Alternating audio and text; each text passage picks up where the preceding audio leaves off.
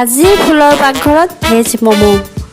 নমস্কাৰ বন্ধু বান্ধৱীসকল, মই ফুল শৰ্মা ফুলৰ পাকঘৰলৈ আপোনালোকক স্বাগতম জনালোঁ। আজি আমি ভেজ মমো বনাম আৰু 5 মিনিটৰ ভিতৰত আমি সুন্দৰভাৱে আপোনালোকক দেখুৱাম। আমি আটাৰে বনাইছোঁ ভেজ মমো। গতিকে বন্ধু বান্ধৱীসকল ভালকৈ চাই থাকক। আটা লৈছোঁ মই 300 গ্ৰাম, নহৰু লৈছোঁ কুটি লৈছোঁ, পিঁয়াজ এটা লৈছোঁ কুটি লৈছোঁ, বন্ধাকবি ল'লোঁ, গাজৰ ল'লোঁ ৰুকি লৈছোঁ, জলকীয়া লৈছোঁ কাটি লৈছোঁ সৰু সৰুকৈ, চয়া চচ লৈছোঁ, নিমখ লৈছোঁ, জালুক গুড়ি লৈছোঁ অকণমান লৈছোঁ, বেলনা মাৰিটা ল'লোঁ, কেৰাহী পাতিলোঁ, তেল অকণমান দি দিম। প্ৰথমতে নহৰুখিনি দি দিলোঁ, জলকীয়াখিনি দি দিম, অকণমান ভাজি লওঁ। এনেকৈ অকণমান ভাজি ল'ব লাগিব। পিঁয়াজ কাটি থোৱা পিঁয়াজখিনি দি দিলোঁ, অকণমান ভাজি ল'ব লাগিব, কেঁচা ভাৱটো নোহোৱা কৰিম। ষ্টেপিঙৰ কাৰণে এইখিনি প্ৰথমতে আমি বনাই ল'ম। ৰুকি থোৱা গাজৰখিনিও দিলোঁ আৰু বন্ধাকবিখিনি দি দিলোঁ। এইদৰে লৰাই পেলাই আমি কেঁচা ভাৱটো নোহোৱা কৰি আমি উলিয়াই ল'ব লাগিব। নিমখ আমি এতিয়া এড নকৰোঁ, আমি যেতিয়া উলিয়াই ল'ম তাৰপিছত নিমখ এড কৰিম। এতিয়া মই উলিয়াই লওঁ। প্লেট এখনত উলিয়াই ল'লোঁ, অকণমান ঠাণ্ডা হ'বলৈ এৰিলোঁ। এতিয়া মই ষ্টিমাৰ পানী অকণমান দি বহুৱাই দিলোঁ গেছত। এইখিনি উতলিব লাগিব পানী। ঢাকনিখন দি দিলোঁ। এতিয়া মই গোল গোলকৈ ৰুটিৰ নিচিনাকৈ মই বেলি ল'ম সৰু সৰুকৈ।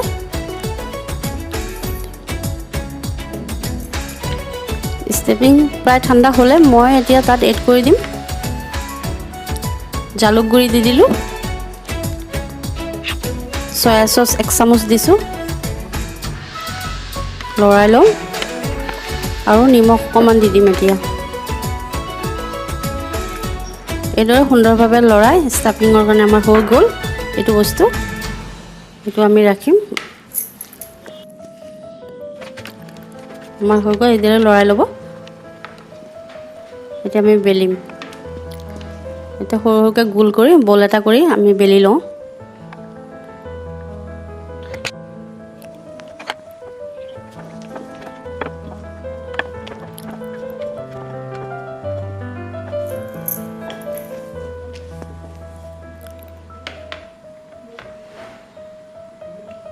আমি এইখিনি ভৰাই লওঁ।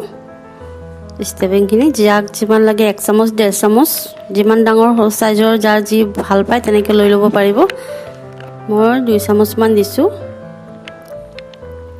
ছাইডত পানী এনেকৈ লগাই ল'ম, তেতিয়া আঠা নিচাকৈ ধৰি ল'ব। লগাই লৈছোঁ এনেকৈ। সুন্দৰভাৱে ভাজ কৰিব, একদম ইজি, বহুত সহজভাৱে আমি ঘৰত প্ৰস্তুত কৰি ল'ব পাৰোঁ।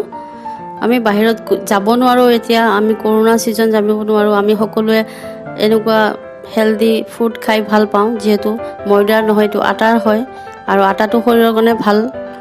গতিকে আমি এইটো তেল নোহোৱাকৈ চিম্পল এইটো বস্তু হয়। সন্ধিয়া পৰত আমি এইটো ছাৰ্ভ কৰিবলৈ খুব সুন্দৰ। গতিকে এনেকৈ মই বনাই লৈছোঁ ম'ম' আৰু বাকীখিনিও মই তেনেকৈ বনাই ল'ম। বেছি কষ্ট নহয় আৰু ইজিলি বহুত কম সময়ৰ ভিতৰত আমি বনাই ল'ব পাৰোঁ। তেলৰ প্ৰয়োজনে নাই। 1 চামুচ তেলেৰে মই ভাজিছিলোঁ ষ্টেপিংখিনি আৰু বাকী তেল নাই। ভাপত গোটেইখিনি আমি সিজাই ল'ম বস্তুখিনি। গতিকে মোৰ গোটেইখিনি বনোৱা হ'লে পানী ইতিমধ্যে ইফালে উতলিছে, চাওঁ হৈছে, পানীখিনি উতলিছে। মই এইখিনি তেল সানি ল'ম অকণমান। ষ্টিমাৰ মই এমাজনৰ পৰা পাৰচেছ কৰিছিলোঁ, লাগিলে মই লিংকটো তলফালে ডিছক্ৰিপশ্যন বক্সত দি দিব পাৰিম। এনেকৈ এটা এটাকৈ মই তাত থ'ম। আঁতৰে আঁতৰে থ'ব লাগিব, নহ'লে লাগি গ'লে এৰুৱাৰ সময়ত সিজি যোৱাৰ পিছত এৰুৱাবলৈ টান লাগি ধৰে। সেইবাবে অলপ গেপ ৰাখিব, চাইডে চাইডে অকণমান গেপ ৰাখিব। এনেকৈ হৈ গ'ল। প্ৰথমতে আমি এনেকৈ বহুৱাই ল'ম গেছত।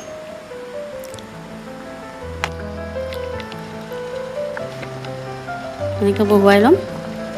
ঢাকনিখন দি 10-15 মিনিটৰ কাৰণে আমি থৈ দিম তেনেকৈ।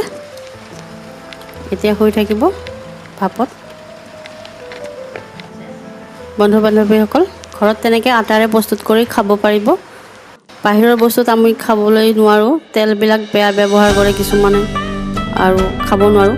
মোৰ সিজিছে প্ৰায়। বন্ধু বান্ধৱীসকল, মই ষ্টেমাৰত বনাইছোঁ। আপোনালোকে কেৰাহী ডেক্সি সকলোতে বনাব পাৰিব, ইজি প্ৰচেছ।